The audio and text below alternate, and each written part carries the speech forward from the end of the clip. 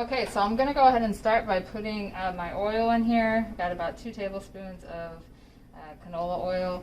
And then I'm gonna go ahead, so I use a rice cooker to cook my rice just because it's really easy. But you can cook it, you don't have to have a rice cooker. But I'm gonna go ahead and put 2 cups of already cooked brown rice in here.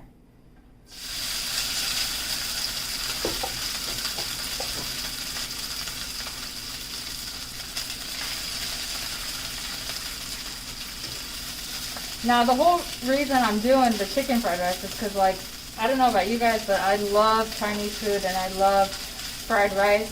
The only thing is a lot of times if I get it takeout, I know it's not really healthy. You know, it's full of a lot of grease and stuff. So I try to make it at home because it's pretty simple to make, and you can make it. It can be a healthier option as opposed to going out and ordering.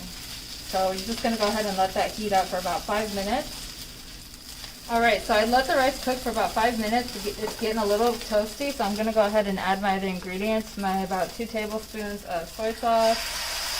I have about a tablespoon of garlic, diced garlic, and some ground black pepper. Again, if you don't have fresh garlic, that's okay. You can just add garlic powder. And then I'm going to go ahead and add some of these veggies, frozen veggies that I have.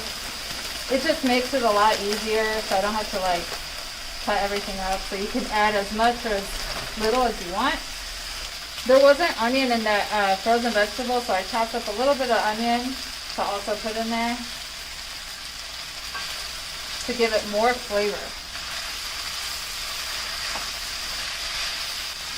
Now that that's cooked for a little bit, I'm going to go ahead and take it out and put it to the side for a little bit because I'm going to want to add some egg. And then I'm going to go ahead and add these 2 beaten eggs in here. And I'm just going to let it cook so it kind of scrambles. So not too long, but just so it's like thoroughly cooked. So once the egg cooks and it's nice and scrambled, you're going to go ahead and want to add that chicken that we cut up earlier. Alright, so then once you make sure that the chicken is cooked well, then you want to go ahead and add all the rice and the vegetables from earlier back into the pan. Look at that, it looks so good. And then you're just going to stir it around and let it cook for like an additional, I would say maybe 5 minutes.